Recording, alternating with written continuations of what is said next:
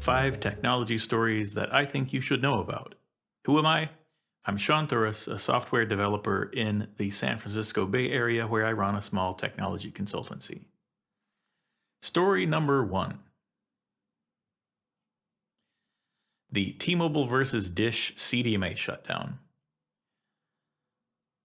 So T-Mobile has had to delay shutting down its 3G network, which was the CDMA standard, as opposed to the GSM standard. If you remember, a few years back, there were phones that were on one data network and those on another one. For 2G and 3G, there was the CDMA version and the GSM version. Well, how did it get to this point, and why is Dish involved? So, in order to merge with Sprint, T-Mobile was required to divest Boost Mobile from Sprint. Dish Network agreed to buy Boost for $1.5 billion, and they did. And the merger went through. T-Mobile and Sprint, now one company. And that means that T-Mobile had Sprint's old towers, its old cell network. T-Mobile decided that they would shut down this old CDMA technology about a year and a half earlier than Dish was expecting. So Dish has a lot of customers depending on this connectivity. They took their complaint to the US Department of Justice and to the California Public Utilities Commission. And all of this resulted in T-Mobile pushing back their planned shutdown. Now, what was the difference between CDMA and GSM, in case you're curious? CDMA was code division multiple access, which allowed multiple phone calls to be made at the same time and carried on the same frequency, basically. These both CDMA and GSM were around in 1995 when the carriers switched over from analog to digital. At that time, CDMA was a little bit ahead.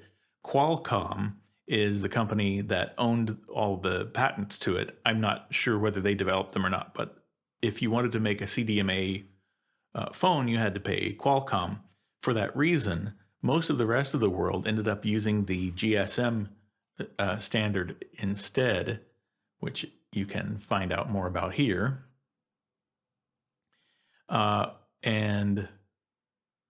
So eventually the GSM standard and then the standards that sort of followed along that same path ended up being the global standard. And now for 4G and 5G, and the G is just generation, doesn't specify anything more than that. But for the LTE, that's standard globally. But there was still this difference in the United States. There are still 2G and 3G networks in the US that support devices like electric meters and vending machines. So there will probably still be some residual amount of support for it, but not enough that you'd want to rely on it to send your pictures by text or whatever. So there you go. Story number 2. The Zephyr solar-powered aircraft.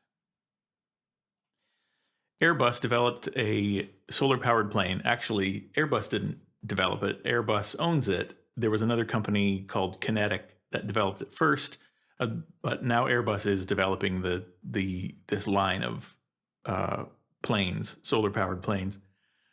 It completed 6 different 18-day, not 18-hour, but 18-day flights over Arizona this summer. A very unusual looking plane. They set an altitude record for solar aircraft, 76,000 feet. They're looking at 2 primary uses for this, either surveillance or disaster management. For surveillance, it would just carry a camera. The plane can only carry 11 pounds of equipment, but you know, cameras are very small these days. Or it could carry a cellular transmitter. And they claim that if it's at altitude, it could cover the same area as 250 ground-based cell towers. Of course, the throughput and the signal strength would be far less than the capability of 250 actual terrestrial cell towers, but Even having the ability to text would be very helpful after a natural disaster. And there's another article on it here. Really an amazing looking aircraft. But the battery is charged during the day, and it's enough power to keep it aloft overnight. And this, I say this Airbus, but it's actually Airbus Defense. So this is probably something that's going to only go to governments, at least at first. Story number 3, Smart Assistant Data Collection.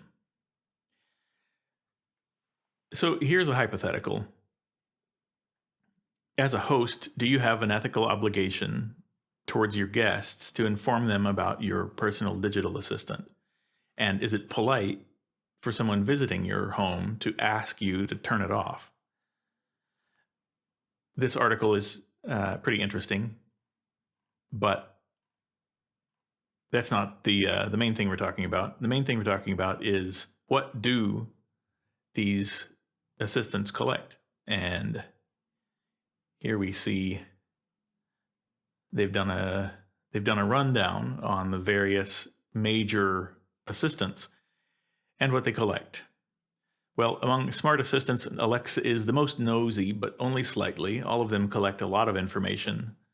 Samsung's Bixby collects just as much as or more than the Google Assistant and Siri and Cortana.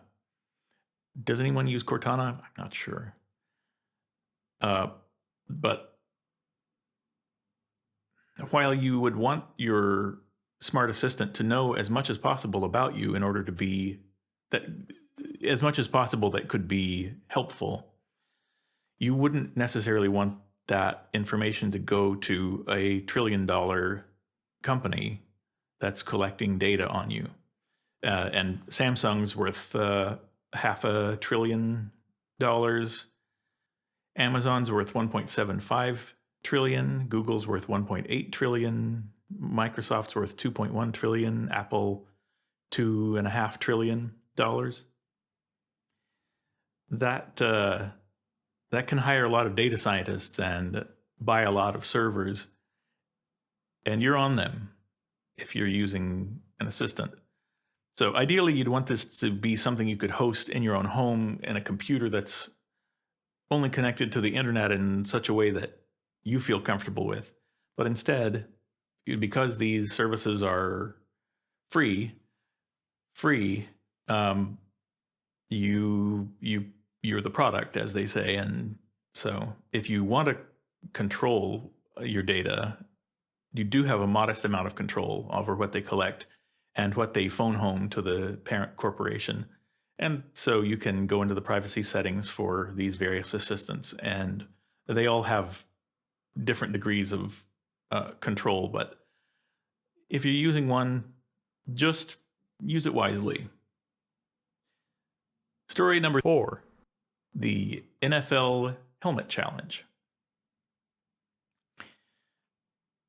So, as you know, traumatic brain injuries from sports such as football, boxing, or heading the ball in soccer have received a lot of attention over the past several years. The medical term for this is chronic traumatic encephalopathy, or CTE. One change that's happened in football since this became apparent is the penalty for what's called targeting, which is essentially a tackle where the helmet itself is used as a key point of contact rather than incidentally that your helmet happens to hit the other person, or your helmet happens to contact theirs, but instead if you're using your head sort of as a battering ram, which was, essentially a part of football for a long time. In any case, the NFL in 2019 invited proposals for helmets that would be more protective against concussion and neck injury, and they've now paid out their prize pool of $1.5 million. This challenge was run by I always go and find the documents. This challenge was run by a nonprofit called Football Research, which is a subsidiary of the NFL, or it says it's formed and financially supported by the NFL. But the responsibility for evaluating the engineering that went into the various submissions was handled by a company called BioCore, which you can see here. One of their products is a mouthguard sensor with a built-in accelerometer so that they can tell where the head contact came from in an incident. I have to say, innovation doesn't happen on cue. It doesn't happen in direct proportion to the number of dollars that are put out. But $1.5 million on the one hand versus the size of the NFL and the franchises, what's there to say? Evidence of CTE is extremely common in the brains of former players. 20% of high school players, 90% of college players, and 99% of the brains of former NFL players have showed evidence of it. There's also a higher than normal incidence of beta amyloid plaques that you find in cases of Alzheimer's disease and Lewy body dementia. The inability to diagnose CTE accurately in living patients makes it difficult to know exactly which of their symptoms are the result of CTE and which could be from something else like sleep apnea or diabetes, for example. So they have to keep working on refining that diagnosis so that they can accurately determine when a living person whose brain they can't take out and examine is suffering from this. So in an effort to try to find out how we can reduce the brain injury that results from playing football, scientists came up with an experiment which may sound very humorous to you. They had the players line up standing up. So instead of in the 3-point stance where you have the balls of your feet on the turf and one hand or both hands, a 4-point stance. And then when the play begins, everyone rushes directly forward. They just lunge forward head first.